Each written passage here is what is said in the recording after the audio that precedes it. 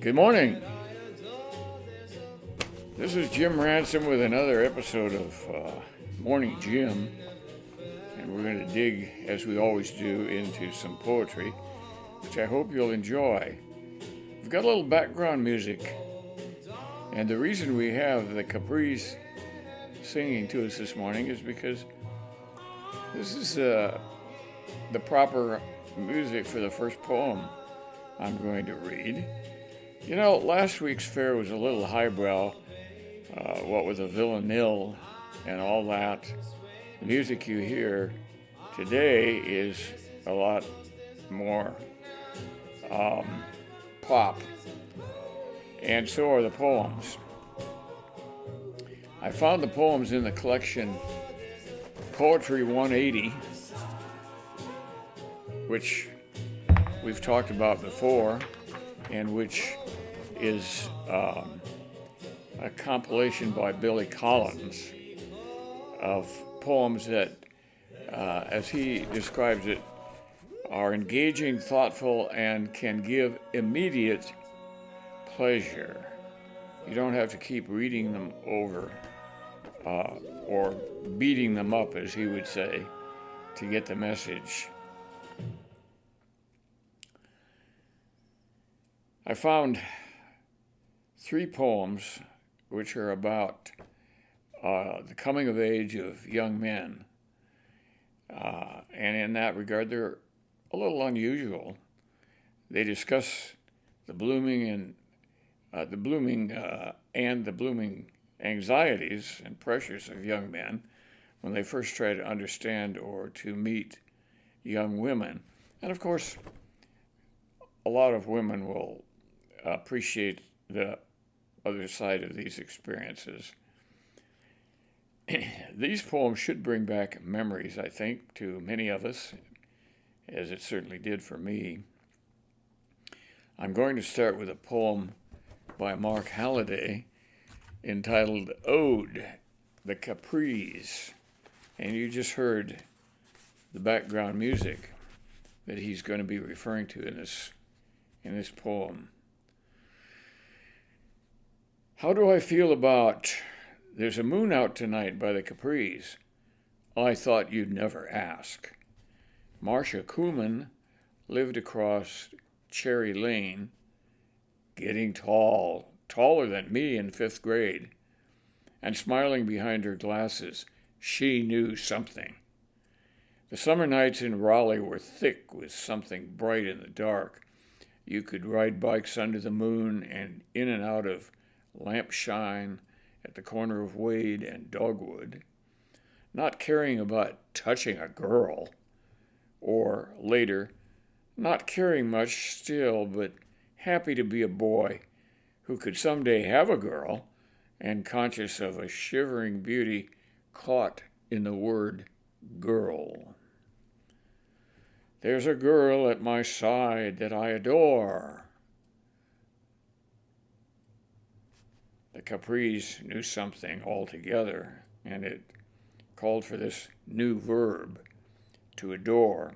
Something out there ahead of my bicycle in the dark. I cared a lot about Paladin on Have Gun Will Travel, but did I adore him? Scotty Kuhlman, years older, got sort of pale and brittle when he went to visit a certain girl in his class. He seemed to have trouble breathing. There's a glow in my heart I never felt before. Not exactly in my heart yet, but it was what would be there if I rode just maybe deeper down Dogwood Lane in the busy dark. Across Dogwood lived Ann Daly, who had freckles and an awesome kind of largeness. Not fat, but big, and this made my eyes feel hot and burny. She moved slowly, doing chores in her yard.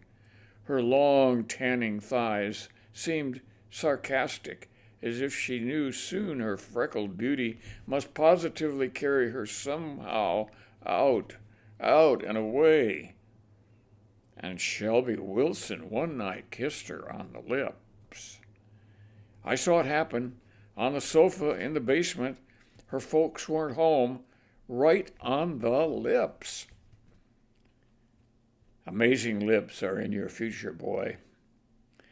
That's what the Capris were telling me. The North Carolina moon is natural, and it can find you anywhere. You have to let the moon paint you and your bike and the picture of Elvis in your pocket. And it shines down on Marcia's hair and on the thought of the green eyes of Ann Daly. Ride and wait. Wait and watch. You laugh. You shiver in the summer cool dark. You speak of the Yankees and the Pirates, but cut a side glance at Marcia's tall shape. But when she says anything serious, exasperate her, yelling Little Richard's wop bop, aloo bop. But this dodging will end somewhere. The Capris being on Marcia's side. Baby, I never felt this way before. I guess it's because there's a moon out tonight. And once that shining starts, no amount of irony will ever quite ride the Capris out of town. I picture a deep pool with yellow flowers drifting on the surface. The song pours up out of that pool. I think that's a beautiful poem about coming of age by Mark Halliday. And it's intermingled, of course, with lines from the Capris, which I played at the beginning of the program. And I've got another young love poem by a poet named Richard Brautigan. As soon as I can find it here. Well, guess what? Here it is. Richard Brautigan writes this poem that's called It's Raining in Love. I don't know what it is, but I distrust myself when I start to like a girl a lot. It makes me nervous. I don't say the right things, or perhaps I start to examine, evaluate, compute what I am saying. If I say, do you think it's going to rain? And she says, I don't know. I start thinking, does she really like me? In other words, I get a little creepy. A friend of mine once said, it's 20 times better to be friends with someone than it is to be in love with them. I think he's right, and besides, it's raining somewhere. Programming flowers and keeping snails happy, that's all taken care of. But, if a girl likes me a lot and starts getting real nervous and suddenly begins asking me funny questions and looks sad if I give the wrong answers, and she says things like, do you think it's going to rain? And I say, it beats me. And she says, oh, and looks a little sad at the clear blue California sky. I think, thank God it's you, baby, this time instead of me.